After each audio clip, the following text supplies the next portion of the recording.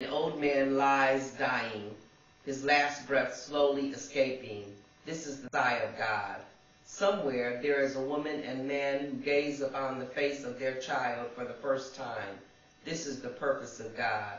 Somewhere there is a person smiling like a snake at having gained from the suffering inflicted on another. This is the anger of God. Somewhere a person turns back around and extends a helping hand after all. This is the hope of God. Somewhere a person thinks they judge another. This is God's irony. Somewhere there is a child who, having just been comforted, falls safely to sleep. The parent looks down at the softly sleeping form and feels the purest form of love in the universe. This is the love of God. Somewhere, a small child cries quietly, quivering in fear, watching the door. This is the anguish of God. Somewhere, there is a person on the other side of a door. This is the rage of God. Somewhere, a star is born and a star explodes. A galaxy forms and two galaxies collide. A grain of sand turns over. This is the poetry of God. Somewhere a baby is born healthy. This is the grace of God. Somewhere one perceives all these things. This is the mind of God. God is not, nor ever was, a single man or woman. All women and all men are the parts. God is the whole, greater than the sum of the parts. God is the source and the destination of all flow. There is nothing that God perceives as unforgivable. Failure does not exist in God's vocabulary. God hears every cry, every laugh, every word, every prayer, and God knows when it is important to listen. Whenever an act of kindness, compassion, or love takes place, God becomes visible. God believes in those who don't, no less than in those who do. God makes no demands, sets no limits, and has never asked repayment. God exists because you exist. God is creation. When you create, God increases. If there was but one thing left in the entire universe, a single act, a single kind act, God would exist. God is all that is good in all of us. These are my perceptions of God, limited though they are. Each of you is a part of God. If God represents the light of creation, then each and every one of you is a candle. Evil is a cold, dark wind. Evil is the darkness. The wind blows strong sometimes, causing you to flutter, causing your light to diminish. God is a shield against the howling wind. Remember, darkness in itself is only the absence of light. There may be different colors of light, but all accomplish the same thing.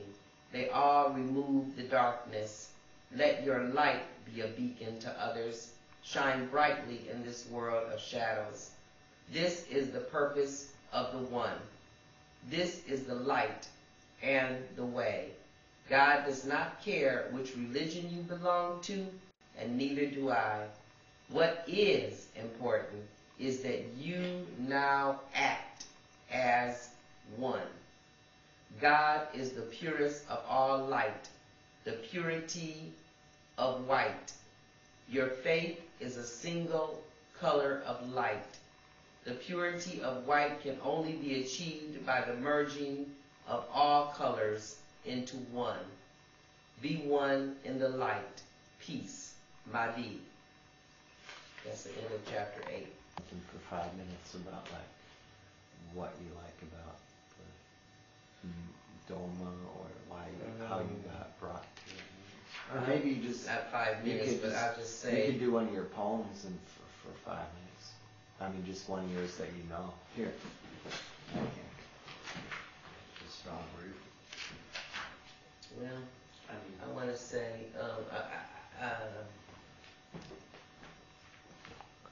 4 minutes. 4 minutes. Yeah. I hope it's not on yet. You turn It's it on. Okay, Yes. I've just completed reading the first 8 chapters of The Way, the coming of the Elohim, and I hope that you're enjoying it because as I spoke to you before in the beginning, this message that I'm bringing you was brought to me after having an out-of-body experience and after visiting with the Mother Creator and my brother Jesus. One of the most important things out of this that I think that has been expressed is that God is all that is good. God is good. And you hear an expression of people saying, God is good all the time. Well, for me, that word God was a word that meant good, and they just dropped the O. The ultimate power in love is the good actions that we do through the energy of love, which is equivalent to God. Even in the scriptures, it says God is a spirit, and it says God is love. So that would lead me to believe that the spirit energy of love is equivalent to God. So if you don't like to use the term God, which I don't because it confuses people and thinking that God is a man or a woman, but God is an energy of love that vibrates through all of us human beings that act upon good things and good actions. So God is good. So be good to yourself.